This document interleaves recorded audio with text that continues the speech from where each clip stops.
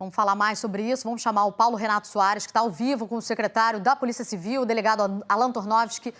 Paulo Renato, boa tarde. Boa tarde também ao secretário Tornovski. Boa tarde. Oi, Silvana. Boa tarde para você, boa tarde para todo mundo. Boa tarde, secretário. Secretário, gostaria de agradecer primeiramente a entrevista e cumprimentá-lo como forma de levar o nosso sentimento e nosso respeito ao policial morto. Muito obrigado. Secretário, a gente teve denúncias de entidades de direitos humanos como Anistia Internacional, OAB e até a ONU denunciando abuso na operação policial no Jacarezinho. Uma família descreveu uma execução dentro do quarto de uma menina de 9 anos. Eu lhe pergunto, houve abuso policial na operação do Jacarezinho? Houve execução? A reação da polícia, ela depende da ação do criminoso. Traficantes do Jacarezinho atiravam para matar policiais. No início da operação, atrás de uma seteira com tiro de fuzil, balearam um policial na cabeça. Nós conseguimos penetrar dentro do Jacarezinho, auxiliados pelas imagens tanto da televisão quanto dos nossos equipamentos aéreos. Isso levou ao encontro desses traficantes e ali o confronto se intensificou. Você vê que você tem 2 pontos, exatamente aqueles onde o confronto se intensifica com o tráfico. Então, quem determina o desfecho da operação é o traficante. Mas houve, por exemplo, um suspeito que foi ferido e ficou na casa de alguém e ele foi executado? O senhor soube de execuções, suspeitas de execuções? Quando a polícia entra dentro de um ambiente confinado, de uma casa, e foram várias casas, segundo a noticiado, você tem 2 opções o traficante tem. Ou ele se agarra à família, faz refém, como faz em ônibus, como faz quando ele é descoberto, ou ele se esconde para ir para o confronto. As marcas que eu vi na televisão são de confrontos. Não temos uma família refém. Não temos ninguém negociando, pedindo negociação. Então, a princípio, eu não tenho nada de concreto que me leve a essas execuções. Porém, o Ministério Público, desde o início, está com a Polícia Civil, acompanhou os exames nos corpos, foi criada uma força-tarefa pelo Procurador-Geral. Então, a transparência vai ser absoluta. O que a gente não pode é concluir antes de investigar. Então, mas o senhor disse, inclusive no dia da entrevista coletiva, foi dito no dia da entrevista coletiva que não houve execução. Eu lhe pergunto, há relatos de moradores, de entidades de direitos humanos, dizendo que houve execução. Esses moradores, essas entidades, estão mentindo? E como garantir que essa investigação vai ser isenta se o senhor já está dizendo, no dia disse, que não houve execução? Acabei de dizer que é a investigação que vai levar a dizer ou não se houve execução. A investigação também vai levar a dizer se houve eventual massacre e chacina, como foi dito. Quer dizer, julgaram antes da investigação. Com relação às testemunhas, com relação às testemunhas... Só quero dizer que no dia da entrevista coletiva foi dito que não houve execução. Então, Sim. A gente está aqui relatando o que foi dito na entrevista coletiva. Mas não por mim. Com relação a testemunhas, teve uma testemunha que disse que seu filho foi morto a facadas. O exame no corpo não deu as facadas. A outra disse que saiu para comprar pão, que era trabalhador. E depois a gente viu o quê? Que eram traficantes fortemente armados, inclusive com prova contra todos eles. Então, o que eu peço é que esperem a investigação. Só após as investigações, que são feitas com transparência, acompanhadas pelo MP, por qualquer órgão internacional, a gente conclua. Como foi, por exemplo, no caso Jairinho. A gente investigou para depois concluir. Essa é a linha. A Silvana, lá no estúdio, tem uma pergunta para o senhor.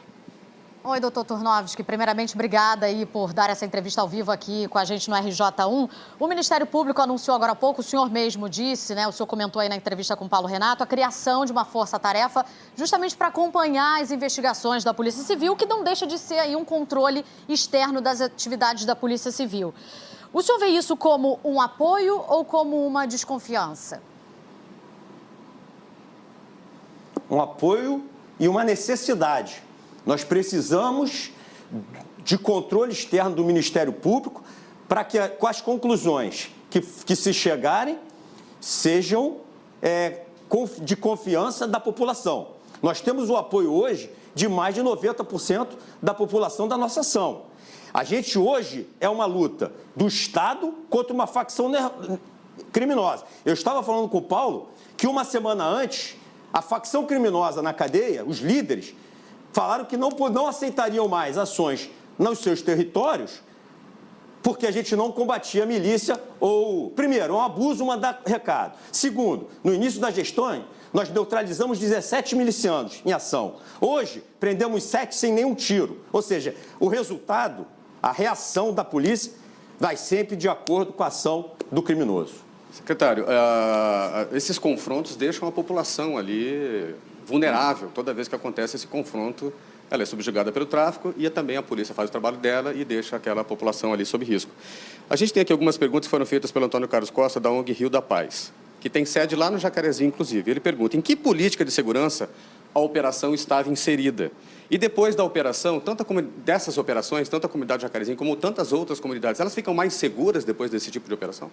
Em primeiro lugar, esses 27 traficantes neutralizados se enfrentam a polícia dessa forma, vários deles são roubadores, ladrões, assaltantes. Imagina contra uma família defesa. Da mesma forma que invadiram a casa da moradora, eles invadem uma casa na Zona Sul, na Zona Norte, na Zona Oeste. Então eu garanto que o Rio está muito mais seguro sem esses 27 criminosos neutralizados. Com relação à questão do tráfico... Da política de segurança. Da política de segurança, as ações fazem com que esses agentes criminosos, eles não sirvam de exemplo para as crianças. Em primeiro lugar, tem líder há 14 anos solto dentro da comunidade. Qual é o exemplo da criança? O criminoso ou o professor e seu pai que sai para um trabalhador? Essa política se faz só com a polícia? Não. E aí, a gente precisa, sim, que no início, quando essa criança vai entrar para o tráfico, que não é o filho do líder, esse está estudando fora, esse ele não quer no tráfico. Aí, essa hora do direitos humanos nos apoiar e não permitir que essa criança entre no tráfico. E não quando ele vira um adulto e nos enfrenta, aí falam que a polícia não pode agir. Então, o time, o momento dos direitos humanos é ali na frente. E aí entra uma política, sim, que tem que entrar com o Estado, com tudo, mas nesse momento, não cobrar da polícia que não trabalhe os efeitos. Nós estamos lá, nós somos os primeiros a entrar, nós acreditamos... na política de segurança até de uma ocupação, mas sempre com a polícia na frente. Não há como conviver o cidadão, o morador da comunidade e o traficante e a polícia. Ou é traficante ou é polícia, porque senão eles têm medo e não vão falar com a gente. Vou passar para o estúdio que a Silvana tem mais uma pergunta. Silvana. Isso, doutor Turnovski, por que não foram feitas perícias em todos os corpos? Todos os corpos foram periciados, todos os locais foram periciados. Inclusive, o terreno estava tão estável, eles estavam tão agressivos, que uma perita nossa, quando estava fazendo um dos locais, foi agredida a tiros e, se não é a Core, fazendo a segurança dela, ela teria sido morta. Então, em nenhum momento, aquele terreno esteve estável. E tudo isso, eu peço, para que aguardem as investigações. O policial vai dar a versão dele, a testemunha vai dar a versão dele, tem o primeiro laudo, vai ter o segundo e vai ter o Ministério Público. Vamos aguardar que a gente vai ver o final disso aí. É muito importante a presença do Ministério Público para que, seja lá qual for o final, a sociedade possa conhecer a verdade. Só uma pergunta em relação a essa questão da perícia. O senhor disse que foi feita em todos os corpos, mas o fato, os próprios moradores relataram que vários corpos foram arrastados pela comunidade. Isso não prejudica o trabalho da perícia? Não afeta diretamente o trabalho da perícia? Dentro de uma comunidade sob tiro, o policial tem que preservar a vida dele em primeiro lugar. Um local, vamos imaginar, alguém atropelou, fez uma grande freanagem e atropelou alguém na rua, fugiu com o carro. Por acaso eu não posso fazer a perícia sem o carro? Eu vou ver se o pneu ficou marcado, qual o tamanho do pneu, e eu consigo fazer perícia. A mesma coisa dentro de uma comunidade. Numa casa, você tem a troca de tiros, você tem a parede, você tem onde foi encontrado o corpo, e lá ele vai dizer, olha, que quando entrou na casa, ele alvejou, e aí tem que ter a marca na parede, alvejou e dentro do quarto, o sangue tem que estar no quarto. Então, isso tudo faz parte da investigação. É uma precipitação minha a concluir. E é isso que eu estou pedindo para aguardarem. Ok, doutor Alain. Mais uma pergunta. Na coletiva Silvana? de imprensa dada... Está me ouvindo, Paulo Renato? na coletiva de imprensa dada logo depois, né, da operação, os delegados criticaram, inclusive, a decisão do Supremo de restringir as operações. A polícia não avançou o sinal deliberadamente? Passou por cima da decisão da Suprema Corte? Vamos lá. No início da decisão, havia muita dúvida de como aplicá-la.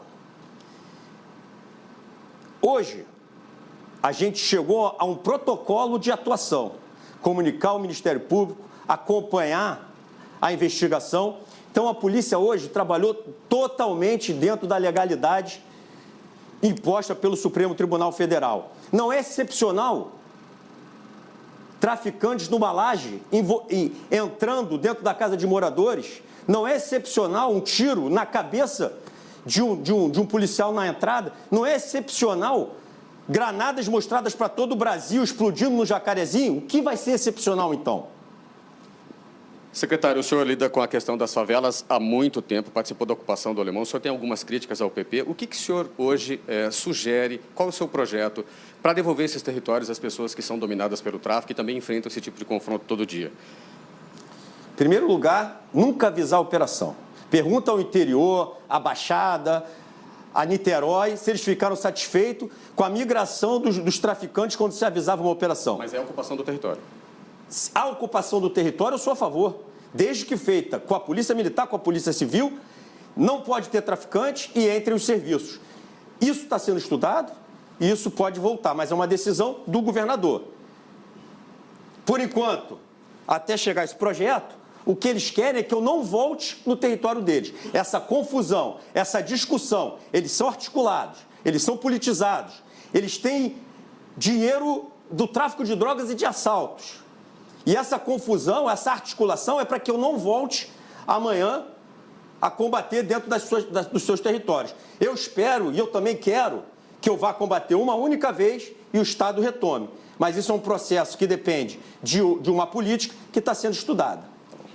Secretário, muito obrigado pela entrevista. Sucesso na investigação. Silvana. Obrigada, Paulo Renato. Obrigada também ao chefe de Polícia Civil, delegado Alan Tornovski. Agora, 12h54.